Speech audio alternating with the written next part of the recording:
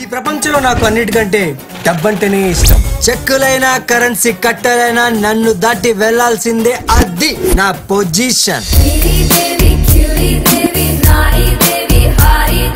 First class quality 100% guarantee అంటారు. Cut చేసి చూస్తే గానీ తెలీదు ఎన్ని పుచ్చులుంటాయో. ఏ బండికైనా 2 మిర్రర్స్ ఉంటాయి, మీరేంటి 3 పెట్టారు? ఒకటి రైట్ చూడ్డానికి, ఒకటి లెఫ్ట్ చూడ్డానికి, సెంటర్ లోది నన్ను చూసుకోవడానికి.